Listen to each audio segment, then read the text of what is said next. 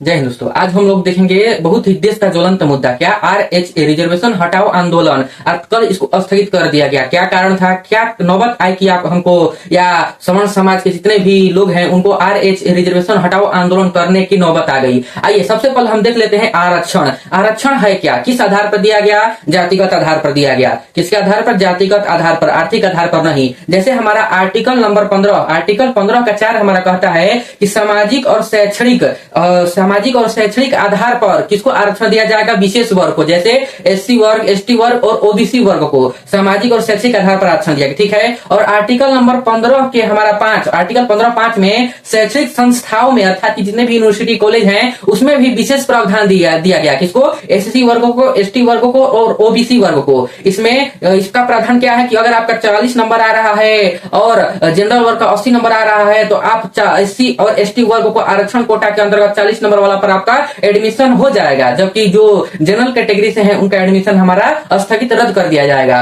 और article number 16(4), article 16(4) हमारा क्या कहता है, इसमें सरकारी सेवाओं में भी आरक्षण मिलेगा। जैसे जितने भी सरकारी सेवाएं हैं उसमें एससी वर्ग को, विशेष वर्ग को, ठीक है, सामाजिक और शैक्षिक आधार पर नहीं, उनको विशेष वर्ग के जातिगत आधार पर आरक्षण रिजर्वेशन दिया जाएगा। आर्टिकल 16(4) हमारा कहता है सरकारी सेवाओं में, जितनी भी सरकारी सेवाएं हैं उसमें। और आर्टिकल 16(4)(a) यह भी हमारा कहता है कि एससी और एसटी के पदोन्नति के लिए भी हमारा आरक्षण इसमें दिया जाएगा, अर्थात उनका जो पद है उसको उन्नति करने के लिए, अर्थात कि प्रमोशन करने के लिए।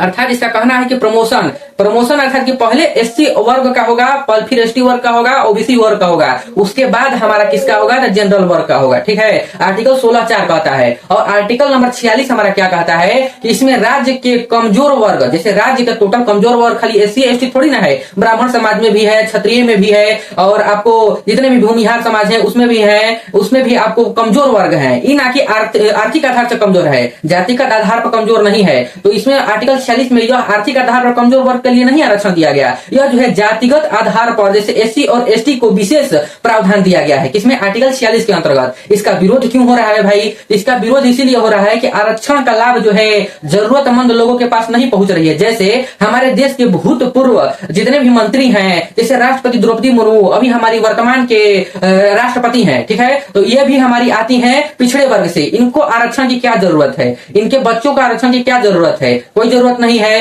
लेकिन अगर हमारा देश में जाइएगा तो एससी और एसटी वर्ग के जितने भी कमजोर वर्ग हैं, मतलब कि आर्थिक रूप से कमजोर हैं, उनको वो आरक्षण का लाभ नहीं ले पा रहे हैं। इसका विरोध का यही पहला कारण है। और दूसरा कारण है इसका कि आर्थिक रूप से जो कमजोर वर्ग है उनको जनरल जो कैटेगरी आते हैं वो आर्थिक रूप से कमजोर है, उसके पास खाने के लिए नहीं है, रहने के लिए नहीं है,